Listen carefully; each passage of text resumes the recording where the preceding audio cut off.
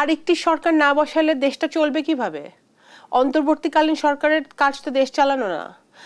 এই যে আইন শৃঙ্খলার অবনতি হচ্ছে, গণপিটুনিতে মানুষ মারা যাচ্ছে,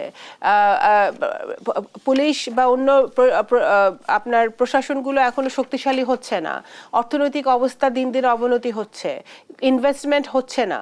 কিছুক্ষণ আগেই আমি একজনের কথা বলছিলাম, একজন ইকোনমিস্ট বলছিল যে এখন মানে যা ইনভেস্টমেন্ট ছিল সেটাও আরো কমে যাচ্ছে।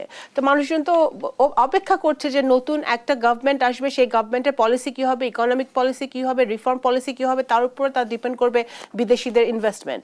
তো সেখানে আপনার যদি একটি সরকার বসানোর জন্য তো না, আপনার যখনই আপনি একটি সুষ্ঠু ভোটের ব্যবস্থা করবেন, একটি রাজনৈতিক দল গণতন্ত্রের ভোটে নির্বাচিত হয়ে আসবে, তখন তো সেই পার্লামেন্টের একটা জবাবদিহিতা থাকবে, একটা স্বচ্ছ দুর্নীতিমুক্ত জবাবদিহিমূলক পার্লামেন্ট আমরা দেশে দেখতে চাই। সাধারণ জনগণ যারা জনগণের কাছে দায়বদ্ধ থাকবে, প্রত্যেকটা পলিসি প্রত্যেকটা আইন বা পার্লামেন্টে আলোচনা হবে, সমালোচনা হবে, তারপরে পাশ হবে।